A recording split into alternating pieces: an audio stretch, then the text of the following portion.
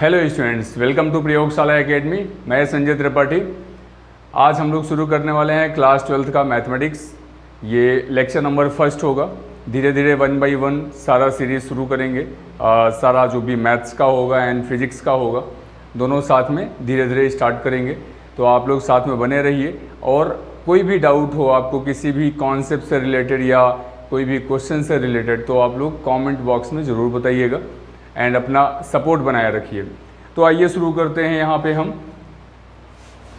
Algebra of matrices, matrices यहाँ पे क्या होगा उसके बारे में देखते हैं।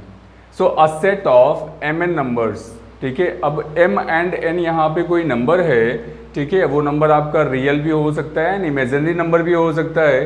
Arranged in the form of a rectangular array of rows, m rows and n column is called m by n matrix. यहाँ पे ध्यान दीजिएगा, ये जो लिखा हुआ है ना m बाई एन मैट्रिक्स पढ़ा जाता है। इसको क्या पढ़ा जाता है?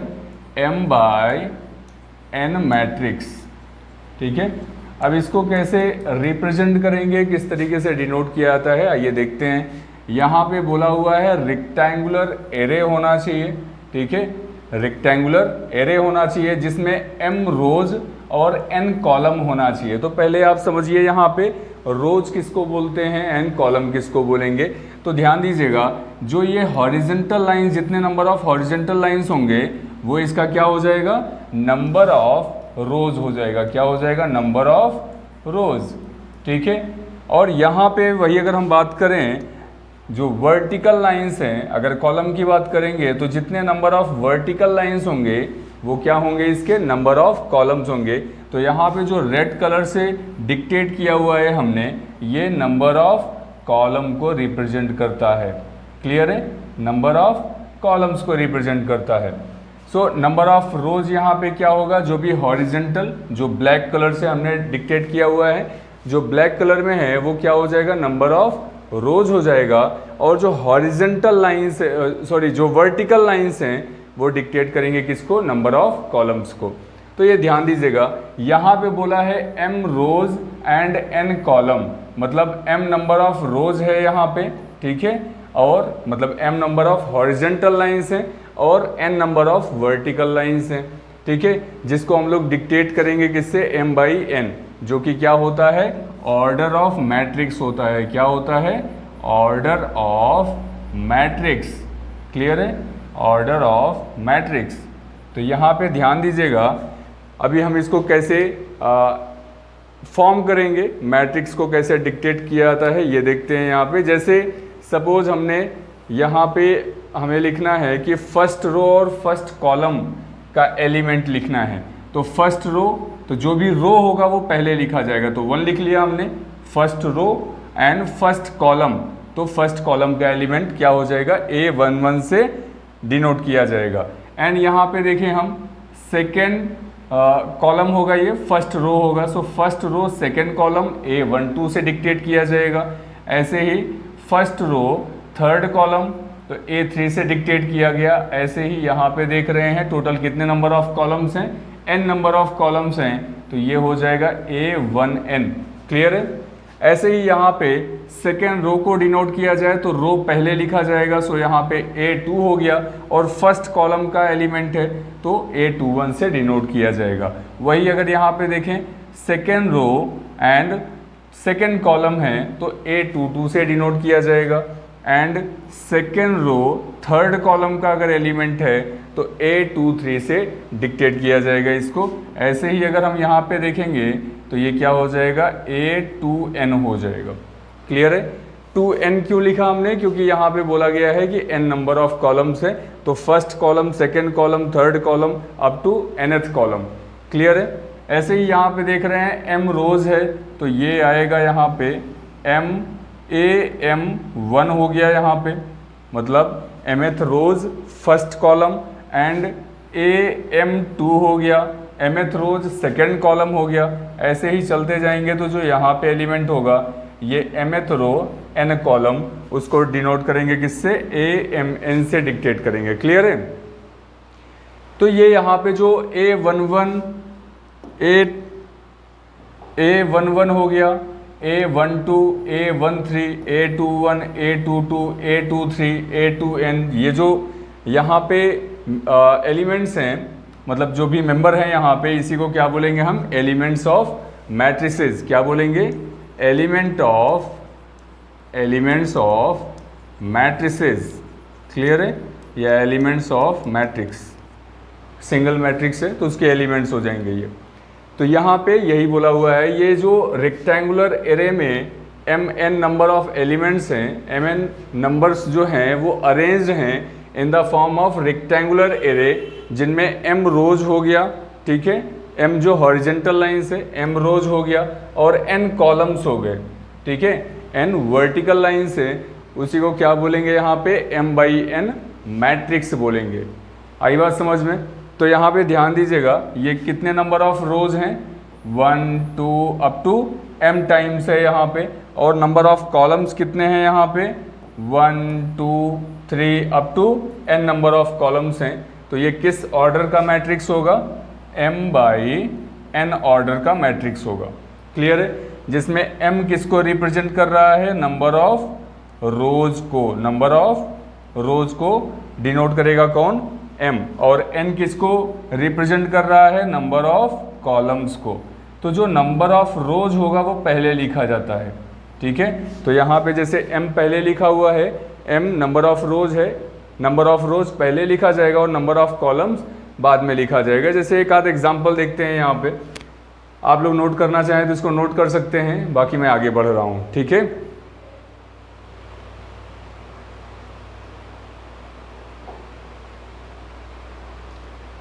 जैसे यहाँ पे एक एग्जाम्पल लिया हुआ हूँ, a is equal to 2 1 -1 and 1 3 2, ठीक है। तो ये यहाँ पे एक मैट्रिक्स है, इसमें अगर बोला जाए कि किस ऑर्डर का मैट्रिक्स है ये, तो आप देखिएगा यहाँ पे कितने नंबर ऑफ रोज हैं? ये फर्स्ट रो एंड ये सेकेंड रो हो गया। तो रोज पहले लिखा जाता है, तो यहाँ पे 2 लिखिए, और कॉलम कितने हैं? 1 2 एंड 3 कॉलम है, तो ये 2/3 ऑर्डर का मैट्रिक्स होगा, ठीक है। तो ऑर्डर ऑफ मैट्रिक्स कितना होगा यहाँ पे? ऑर्डर ऑफ मैट्रिक्स यहाँ पे कितना है? 2/3। रीड किया जाएगा इसको ऐसे ही, 2/3, ठीक है। तो 2/3 ऑर्डर का मैट्रिक्स है। अभी यहाँ पे इस मैट्रिक्स में ये पूछा जाए कि first row and first column का एलिमेंट बताइए। First row and first column को रिप्रेजेंट किया जाएगा किससे? A11 से रिप्रेजेंट किया जाएगा। अगर A11 का वैल्यू फाइंड आउट करना है तो कैसे फाइंड आउट करोगे भाई? सीधी सी बात है, फर्स्ट रो ये हो गया आपका फर्स्ट रो, और फर्स्ट कॉलम ये हो गया, इसका फर्स्ट एलिमेंट क्या है? 2 है, तो A11 का वैल्यू कितना होगा? 2 हो गया। वैसे ही अगर यहाँ पे देखा जाए फर्स्ट रो और सेकेंड कॉलम का एलिमेंट बताना है, तो फर्स्ट रो तो ये हो गया, सेकेंड कॉलम ये हो गया, जिसका एलिमेंट क्या होगा? 1 होगा। सो डिनोट कैसे किया जाएगा इसको? A12 first row second column, row पहले लिखा जाता है, कॉलम बाद में लिखा जाता है। सो A12 इज इक्वल टू कितना है यहाँ पे? 1 है। क्लियर है? कितना है? 1। तो ये A12 का वैल्यू हो गया। ऐसे ही अगर पूछा जाए first row and third column, तो फर्स्ट रो तो ये हो गया और थर्ड कॉलम ये हो गया, जिसका एलिमेंट कितना है यहाँ पे? -1। सो A13 का वैल्यू कितना होगा? -1। ऐसे ही आपसे पूछा जाए सेकेंड रो फर्स्ट कॉलम का एलिमेंट क्या होगा, तो सेकेंड रो फर्स्ट कॉलम का एलिमेंट यहाँ पे क्या होगा? ये हो गया आपका सेकेंड रो और फर्स्ट कॉलम। तो सेकेंड रो का एलिमेंट क्या है यहाँ पे? फर्स्ट एलिमेंट 1 है, तो इसको डिनोट कैसे किया जाएगा? A21, ये 2 रिप्रेजेंट कर रहा है नंबर ऑफ रोज को और 1 रिप्रेजेंट कर रहा है कॉलम को। सो हम लोगों ने अभी डिस्कस किया हुआ है कि जो 2 होगा, जो नंबर ऑफ रोज होगा वो पहले लिखा जाता है और जो नंबर ऑफ कॉलम होगा वो बाद में लिखा जाता है। सो A21 इज इक्वल टू कितना हो जाएगा यहाँ पे? सेकेंड रो फर्स्ट कॉलम का एलिमेंट 1 है, सो A21 इज इक्वल टू 1 हो गया। ऐसे ही यहाँ पे A22 का वैल्यू, मतलब सेकेंड रो सेकेंड कॉलम का एलिमेंट क्या होगा वो देखें हम, तो ये सेकेंड रो सेकेंड कॉलम का एलिमेंट 3 हो जाएगा। सो A22 का वैल्यू 3 हो गया। वैसे ही सेकेंड रो थर्ड कॉलम का एलिमेंट जो है वो क्या है, यहाँ पे 2 हो जाएगा। तो यहाँ पे इसको डिक्टेट किया जाएगा A23 इज इक्वल टू 2। आई बात समझ में?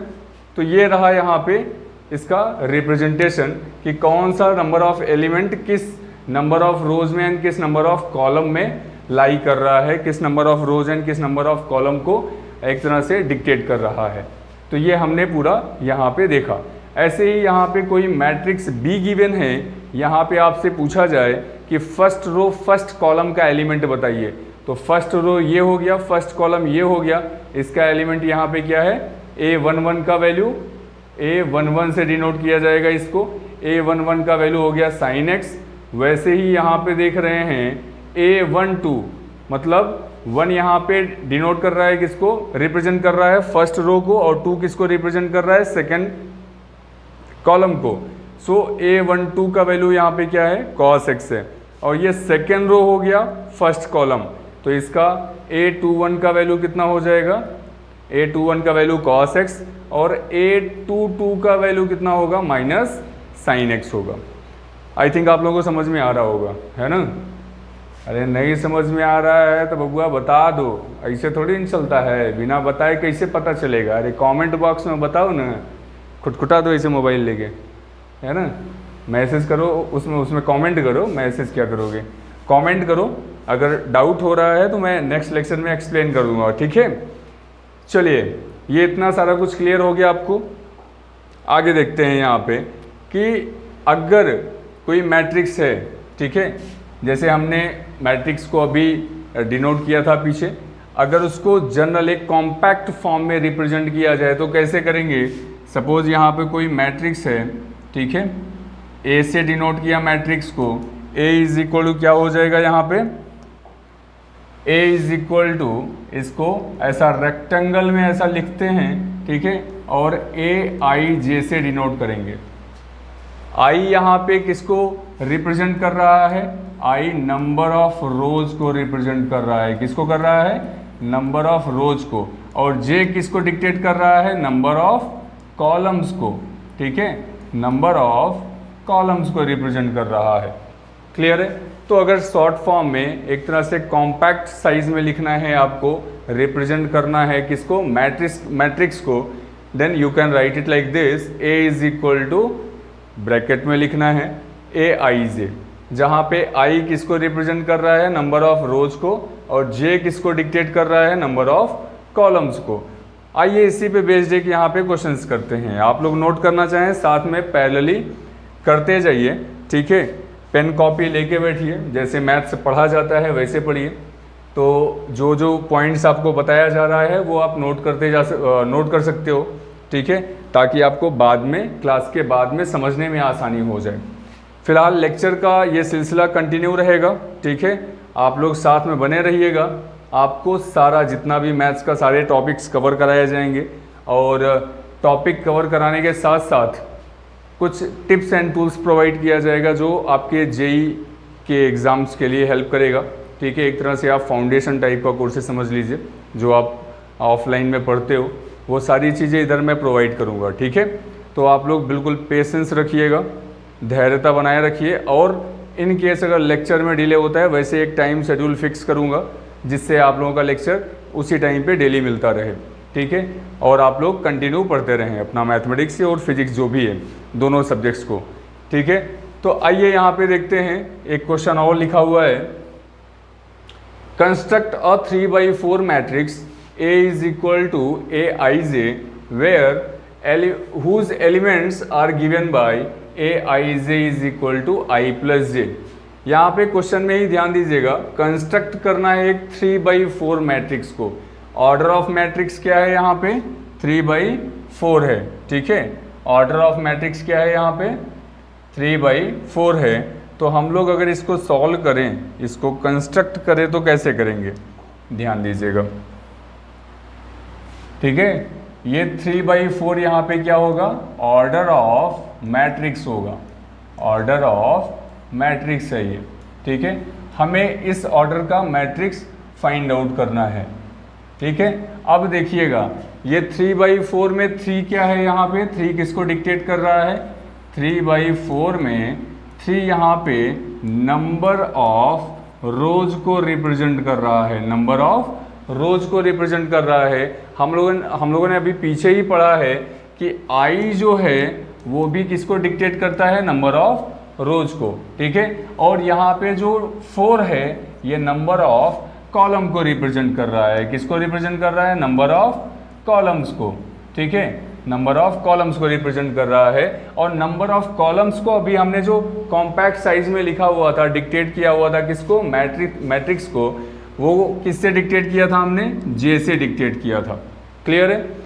तो आई यहाँ पे जो है वो नंबर ऑफ रोज है जो कि यहाँ पे ऑलरेडी गिवन है कितना, 3, और नंबर ऑफ कॉलम्स को हमने डिक्टेट किया हुआ था जे से, जो कि यहाँ पे जिसका वैल्यू क्या है, 4 है।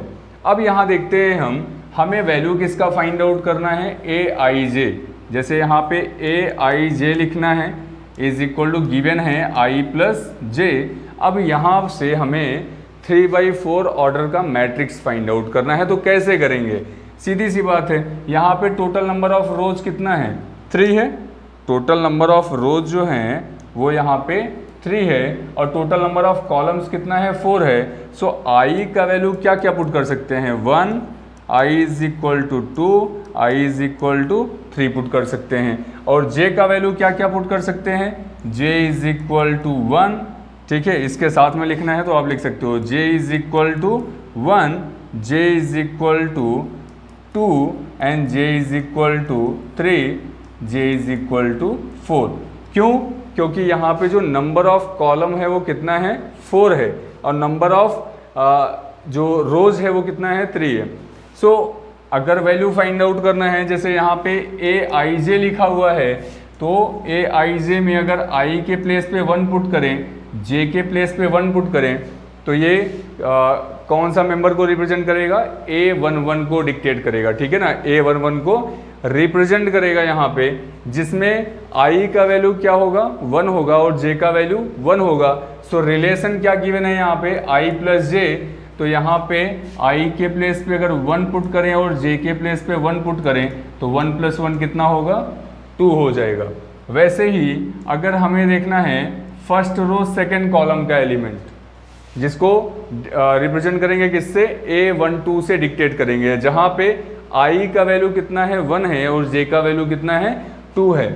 I का वैल्यू 1 है और J का वैल्यू 2 हो गया। ये वैल्यू अगर पुट करेंगे तो I के प्लेस पे आप 1 पुट करिए और J के प्लेस पे 2 पुट करिए बाय यूजिंग दिस रिलेशन, ठीक है, A I J is equal to I plus J। अभी यहाँ पे I के प्लेस पे 1 पुट किया, J के प्लेस पे 2 पुट किया, तो 1 + 2 क्या हो जाएगा, 3 हो गया। वैसे ही A13 का वैल्यू कितना होगा, I का वैल्यू कितना है, 1 है और J का वैल्यू 3 है। सो यही रिलेशन अप्लाई करते हुए यहाँ पे सॉल्व करेंगे। I के प्लेस पे वैल्यू 1 पुट किया और J के प्लेस पे 3 पुट किया, सो 1 + 3 कितना हो जाएगा, 4 हो जाएगा। समझ में आ रहा है ना। ऐसे ही यहाँ पे हम देख रहे हैं टोटल नंबर ऑफ कॉलम्स कितना है, 4 है, तो ये क्या हो जाएगा, A14 is equal to I के प्लेस पे 1 पुट किया और J के प्लेस पे 4 पुट किया, 1 + 4 कितना हो जाएगा, 5 हो जाएगा। यहाँ तक कोई डाउट है किसी को?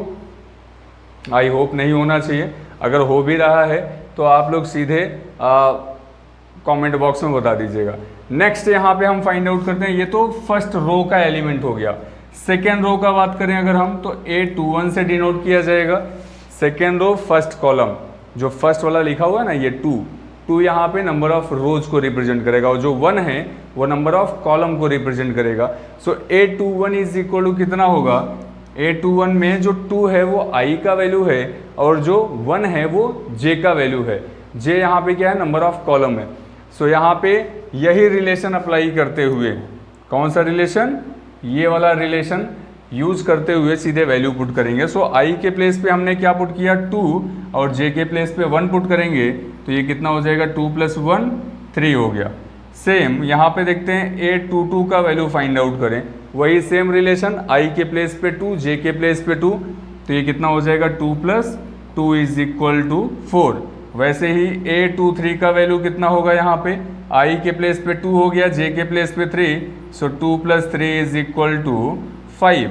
एंड यहाँ पे A24 का वैल्यू कितना हो जाएगा, आई के प्लेस पे 2, जे के प्लेस पे 4, 2 + 4 कितना होगा 6 हो जाएगा। ठीक है, तो कुछ करना नहीं है, बस आई और जे का वैल्यू पुट करना है। वो कैसे, यहाँ पे जो जिस नंबर ऑफ मतलब किस नंबर ऑफ रोज पे और किस नंबर ऑफ कॉलम पे लाई कर रहा है।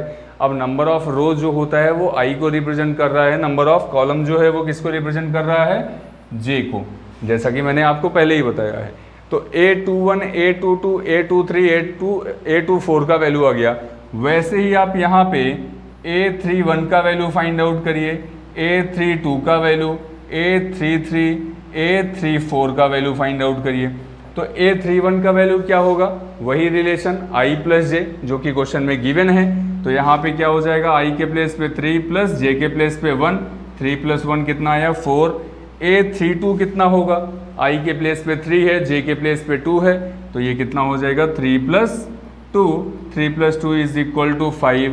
एंड यहाँ पे A33 तो I के प्लेस पे 3 है, J के प्लेस पे 3 है, सो 3 + 3 इज इक्वल टू कितना होगा 6। एंड ये 3 4 है, I के प्लेस पे यहाँ पे 3 है, J के प्लेस पे 4 है, तो वैल्यू क्या होगा 3 + 4 इज इक्वल टू 7। क्लियर है इतना अभी। तो अब ध्यान दीजिए यहाँ पे टोटल नंबर ऑफ रोज कितना दिया हुआ था, ऑर्डर ऑफ मैट्रिक्स में 3 है और नंबर ऑफ कॉलम कितना है 4 है। तो हम लोग देख रहे हैं सारे एलिमेंट्स हम लोगों को पता हो गया है। ठीक है, हम लोगों ने सारा एलिमेंट्स फाइंड आउट कर लिया है। अब क्या करना है, आपको मैट्रिक्स बनाना है, कंस्ट्रक्ट करना है ना, क्वेश्चन में ही बोला हुआ है कंस्ट्रक्ट अ 3/4 मैट्रिक्स। तो आप ये बनाइए मैट्रिक्स। ठीक है, ये यहाँ पे मैट्रिक्स बनाया हमने जिसमें जितने भी एलिमेंट्स हैं A11, A12, A13, A14, फिर यहाँ पे B ये A211, A21, A22, A23, A24 हो गया, फिर A31, A32, A33, A34। तो अब यहाँ पे देखिएगा नंबर ऑफ रोज कितने हैं यहाँ पे, एक ये हॉरिजेंटल लाइन, दूसरा ये हो गया, तीसरा ये हो गया, तो 3 हॉरिजेंटल लाइन्स हैं, मतलब ये यहाँ पे 3 नंबर ऑफ रोज हैं। एंड कॉलम्स कितना होगा, यहाँ पे कॉलम की बात करेंगे तो ये first column, second column, third column and fourth column. ठीक है, अब यहाँ पे जो A11 है उसके प्लेस पे वैल्यू 2 पुट करेंगे, A12 के प्लेस पे 3 पुट करेंगे, A13 के प्लेस पे 4 पुट करेंगे, A14 के प्लेस पे 5 पुट करेंगे। लाइकवाइज A21 के प्लेस पे 3, A22 के प्लेस पे 4, A23 के प्लेस पे 5, A24 के प्लेस पे 6 और यहाँ पे A31 के प्लेस पे 4, A32 के प्लेस पे 5 एंड A33 के प्लेस पे 6, A34 के प्लेस पे 7। ये सारा वैल्यू पुट करेंगे तो सीधी सी बात है मैट्रिक्स ऑब्टेन हो जाएगा। यहाँ से हम जो मैट्रिक्स चाहते थे 3/4 ऑर्डर का वो हमें मिल जाएगा। ठीक है, अगर ये क्वेश्चन आप लोगों को समझ में आया है तो इसका जो सेकेंड पार्ट है, सेकेंड पार्ट कौन सा है, Aij is equal to I - j। जैसा हमने यहाँ पे जिस मेथड से सॉल्व किया, जिस तरीके से सॉल्व किया, सेम प्रोसेस आप यहाँ पे अप्लाई करेंगे तो इसका भी सॉल्यूशन मिल जाएगा आपको। आप इसका भी 3/4 ऑर्डर का मैट्रिक्स कंस्ट्रक्ट कर सकते हैं। ठीक है, तो आप लोग जल्दी से जो नोट करना चाहें नोट कर लें। अगर कोई समस्या होता है आपको तो बेझिझक बताइएगा। ठीक है, हम आपके अपने ही टीचर हैं। ठीक है, तो आप जितना सीख सकते हो उतना सीखिए, आराम आराम से। हम आपको सिखाने के लिए आ चुके हैं यहाँ पे। ठीक है ना, चलिए। तो ये रहा यहाँ पे बेसिक कॉन्सेप्ट्स हैं कुछ जिसमें अक्सर स्टूडेंट्स को डाउट होता है। तो ये डाउट्स आपको ना हो इसलिए मैं बिल्कुल बेसिक लेवल से मैट्रिक्स को स्टार्ट किया हुआ हूँ। कुछ स्टूडेंट्स को शायद पता हो, कुछ को नहीं पता होगा। जिनको नहीं पता है वो बिल्कुल बेफिक्र होकर यहाँ पे सीखें। उनको सारा कॉन्सेप्ट मैथमेटिक्स का जो भी है वो सारा कुछ एकदम डिटेल में बताया जाएगा। बस यही है कि धैर्यता बनाए रखना है, बिना इसके कुछ होता नहीं है, है ना। हाँ, तो आगे देखते हैं यहाँ पे हम लोग, अगर आप लोग नोट कर चुके हैं तो अच्छी बात, नहीं नोट किए हैं तो स्क्रीनशॉट ले लीजिए ताकि आगे बढ़ें, है ना। ओके, तो इसका सेकंड पार्ट ये वाला जो है ये आपको खुद से करना है, होमवर्क है, ठीक है। कंस्ट्रक्ट करिएगा, आपको अगर इसका आंसर ना आए तो बता दीजिएगा, मैं नेक्स्ट लेक्चर में इसको एक्सप्लेन कर दूंगा ताकि कॉन्सेप्ट भी रिवाइज हो जाए आपका, अगर नहीं समझ में आता है तब, ठीक है। कॉन्सेप्ट भी रिवाइज हो जाएगा और वापिस जो नए स्टूडेंट जुड़ेंगे उसमें उनका भी हेल्प हो जाएगा, ठीक है। तो ये रहा यहाँ पे इतनी स्टोरी। आगे देखते हैं यहाँ पे टाइप्स ऑफ मैट्रिसेस, ठीक है। टाइप्स ऑफ मैट्रिसेस में यहाँ पे क्या होगा, पहला हम पढ़ने वाले हैं रो मैट्रिक्स। रो मैट्रिक्स में क्या होता है, a matrix having only one rows, ठीक है, only one row is called row matrix और रो वेक्टर। मतलब ऐसा मैट्रिक्स जिसमें केवल एक सिंगल रो हो, बस हो गया, ठीक है, कॉलम नहीं होगा। कॉलम मतलब ठीक है, सिंगल रो में जितने कॉलम है वही रहेंगे, बट नंबर ऑफ कॉलम्स ज़्यादा हो सकते हैं और जो नंबर ऑफ रोज होगा वो केवल एक होगा। जैसे यहाँ पे एग्जांपल दिया हुआ है a इज इक्वल टू 3 2 7 9, तो नंबर ऑफ रोज कितने हैं यहाँ पे, नंबर ऑफ हॉरिजेंटल लाइंस कितना है, single number of horizontal line है, तो सीधी सी बात है यहाँ पे नंबर ऑफ रोज कितना होगा 1। अब सिंगल नंबर ऑफ रो है, मतलब केवल एक ही रो है, तो उसी को क्या बोलेंगे हम, रो मैट्रिक्स बोलेंगे। क्लियर है। अब कॉलम बहुत सारे हो सकते हैं, जैसे यहाँ पे देखो 1 2 3 4, नंबर ऑफ कॉलम्स कितने हैं 4, और नंबर ऑफ रोज कितने हैं, वो केवल एक है, रो एक है, कॉलम 4 है, यहाँ पे 4। क्लियर है। तो ये हो गया क्या, रो मैट्रिक्स, या इसको रो वेक्टर भी बोलते हैं। वापिस से देखते हैं हम कॉलम मैट्रिक्स। कॉलम मैट्रिक्स क्या होगा, अ matrix having only one column, ठीक है, मतलब कोई ऐसा मैट्रिक्स जिसमें केवल एक ही कॉलम है, नंबर ऑफ रोज काफ़ी हो सकते हैं बट कॉलम केवल एक है, ठीक है, तो उसे क्या बोलेंगे, कॉलम मैट्रिक्स बोलेंगे या कॉलम वेक्टर बोलते हैं। जैसे यहाँ पे एग्जांपल दिया हुआ है a इज इक्वल टू 1 3 9, तो यहाँ पे देखिए ये किस ऑर्डर का मैट्रिक्स है, पहले ये देखिएगा, तो कितने नंबर ऑफ रोज हैं, 1 2 3, नंबर ऑफ रोज 3 हैं, तो पहले 3 लिखिए यहाँ पे, और नंबर ऑफ कॉलम कितने हैं, तो सिंगल कॉलम है, यहाँ पे एक ही कॉलम है, तो 3/1 ऑर्डर का मैट्रिक्स है ये, ठीक है। अब यहाँ पे देख रहे हैं केवल एक सिंगल कॉलम है, सिंगल कॉलम है, इसलिए इसको क्या बोलेंगे, कॉलम मैट्रिक्स बोलेंगे। नंबर ऑफ रोज यहाँ पे 1 से ज़्यादा है, ठीक है, यहाँ पे देख रहे हैं नंबर ऑफ रोज 3 है और नंबर ऑफ कॉलम कितना है 1 है, that's why we can call it column matrix. और ऑर्डर ऑफ मैट्रिक्स इसका क्या है, 3/1 है। वापिस से यहाँ पे देखते हैं तो नंबर ऑफ कॉलम कितना है 1 है, एक सिंगल वर्टिकल लाइन है, और नंबर ऑफ हॉरिजेंटल लाइंस कितने हैं 1 2 3 4 हो गया, तो नंबर ऑफ रोज कितने हैं यहाँ पे 4 पहले लिखा जाएगा, मतलब नंबर ऑफ रोज को पहले लिखा जाएगा और नंबर ऑफ कॉलम को उसके बाद लिखा जाता है। तो ऑर्डर ऑफ मैट्रिक्स क्या होगा यहाँ पे, क्या ऑर्डर ऑफ मैट्रिक्स यहाँ पे 4/1 होगा, क्या होगा 4/1 होगा यहाँ पे ऑर्डर ऑफ मैट्रिक्स। क्लियर है।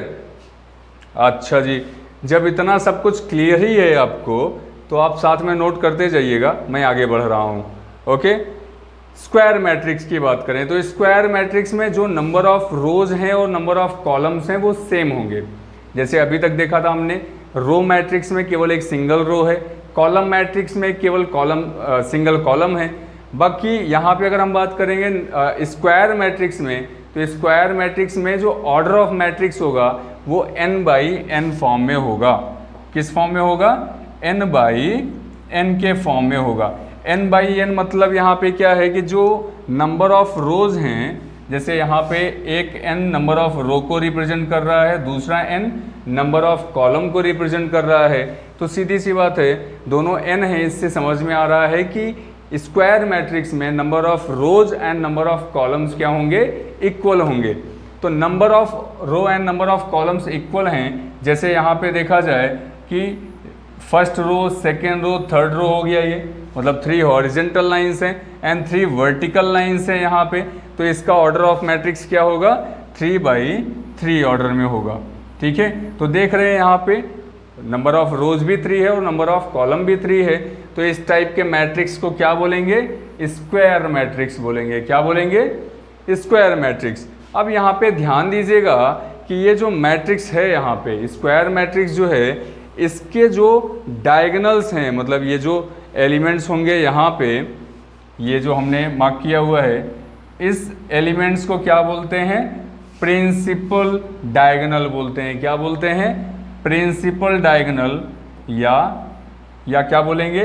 लीडिंग डायगोनल बोलते हैं। प्रिंसिपल डायगोनल और लीडिंग डायगोनल। और अगर इसको डिक्टेट करना है, आपको लिखना है, मतलब डायगोनल एलिमेंट्स को बताना है, तो डायगोनल एलिमेंट्स, ये जो डायगोनल फॉर्म में ये जो प्रिंसिपल डायगोनल के एलिमेंट्स हैं, यही डायगोनल एलिमेंट्स होंगे। जैसे यहाँ पे लिखना है diagonal elements is equal to, diagonal elements is equal to, यहाँ पे क्या होगा? कौन कौन से एलिमेंट हैं? 2, -2 एंड -3। तो आप इसको ऐसे लिख सकते हो 2, -2 एंड -3। ये हो गया यहाँ पे क्या? डायगोनल एलिमेंट्स हो जाएगा। क्लियर है? तो हमने यहाँ पे क्या देखा स्क्वायर मैट्रिक्स में कि जितने नंबर ऑफ रोज हैं सेम नंबर ऑफ कॉलम्स होगा। ठीक है? और यहाँ पे ये जो एलिमेंट्स है ऐसा जो डायगोनली शेप में है, ठीक है, ये इसका क्या होगा? डायगोनल एलिमेंट्स होगा, जिसको हम लोग क्या बोलेंगे? प्रिंसिपल डायगोनल बोलते हैं या लीडिंग डायगोनल बोलते हैं। क्लियर है? आई होप इतना सब कुछ समझ में आ रहा होगा आपको। अगर नहीं आ रहा है तो बढ़िया है, दोबारा वापस से पढ़िएगा इसको या फिर बताते जाइएगा कमेंट बॉक्स में। आगे देखते हैं यहाँ पे डायगोनल मैट्रिक्स। डायगोनल मैट्रिक्स में क्या होता है कि केवल डायगोनल्स के एलिमेंट्स जो होंगे वो नॉन जीरो होंगे, इसके अलावा जितने एलिमेंट्स होंगे सब जीरो होंगे। ठीक है? तो हमने देखा जो प्रिंसिपल डायगोनल्स के एलिमेंट्स हैं, जो डायगोनल्स के एलिमेंट्स हैं वो 1, 2, 3, केवल यही नॉन जीरो है। नॉन जीरो मतलब जीरो नहीं होगा। ठीक है? इसके अलावा जितने भी एलिमेंट्स हैं वो सब क्या हैं? जीरो हैं यहाँ पे। ठीक है? डायगोनल्स के अलावा जितने भी एलिमेंट्स हैं वो सारे जीरो हैं। तो इस टाइप के मैट्रिक्स को, मतलब डायगोनल मैट्रिक्स को अगर आपको रिप्रेजेंट करना हो, लिखना हो, तो कैसे लिखोगे? A is equal to diagonal 1, 2, 3, मतलब जो भी एलिमेंट्स हैं ये डायगोनल्स में 1, 2, 3 हैं, तो इनको आप इस फॉर्मेट में लिख सकते हो। आई बात समझ में? बाकी डेफिनेशन पढ़ना हो तो सीधे लिख सकते हो I square matrix A is equal to AIJ n cross n। n cross n मतलब स्क्वायर मैट्रिक्स होना चाहिए, ध्यान रखिएगा। ठीक है? और IJ यहाँ पे डिक्टेट कर रहा है किसको? Number of rows and number of columns को।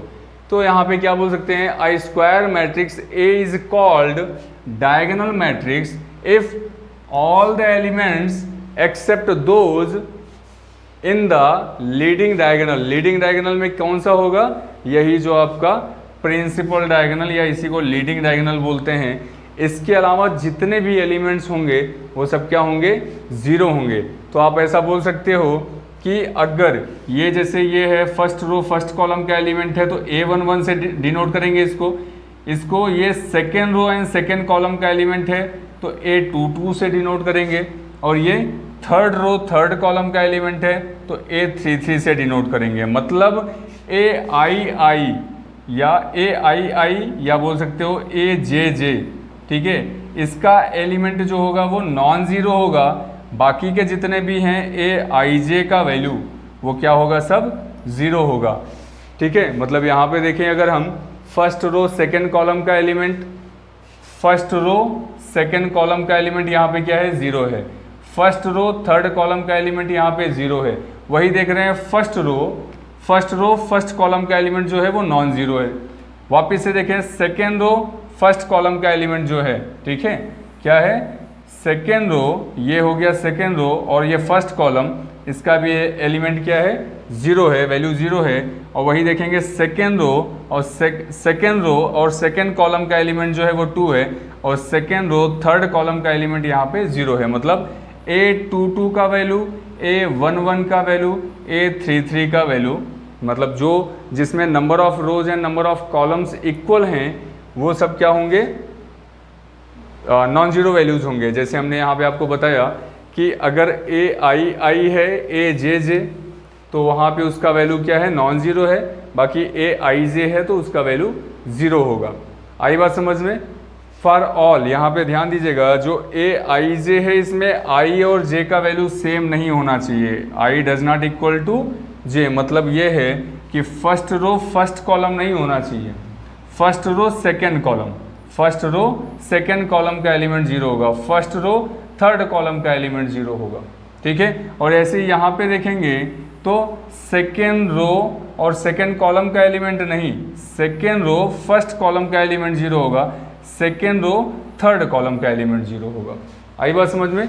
मतलब आई और जे का वैल्यू सेम नहीं होना चाहिए। उस केस में जो भी वैल्यू होगा वो 0 होगा, और जिसमें आई और जे का वैल्यू इक्वल है, आई इज इक्वल टू अगर यही जे होता तो यहाँ पे इसका वैल्यू नॉन ज़ीरो होता, मतलब ये सीधे लीडिंग डायगोनल को रिप्रेजेंट करता फिर, तो इसका वैल्यू नॉन ज़ीरो होगा। किस केस में? डायगोनल मैट्रिक्स के केस में। डायगोनल मैट्रिक्स को डिक्टेट कैसे करेंगे, डिनोट कैसे करेंगे? ए इज इक्वल टू डायगोनल 1 2 3। आई बात समझ में? ओके चलो भाई, जब इतना सब कुछ समझ में आ रहा है तो हम लोग आगे देखते हैं स्केलर मैट्रिक्स। स्केलर मैट्रिक्स में क्या होगा कि अभी तक हमने देखा कि जो यहाँ पे डायगोनल मैट्रिक्स के केस में जो लीडिंग डायगोनल था इसमें वैल्यूज डिफरेंट थी, ठीक है। बाकी लीडिंग डायगोनल के अलावा जितने एलिमेंट्स हैं वो सब 0 हैं, और लीडिंग डायगोनल्स के जो एलिमेंट्स हैं वो डिफरेंट हैं।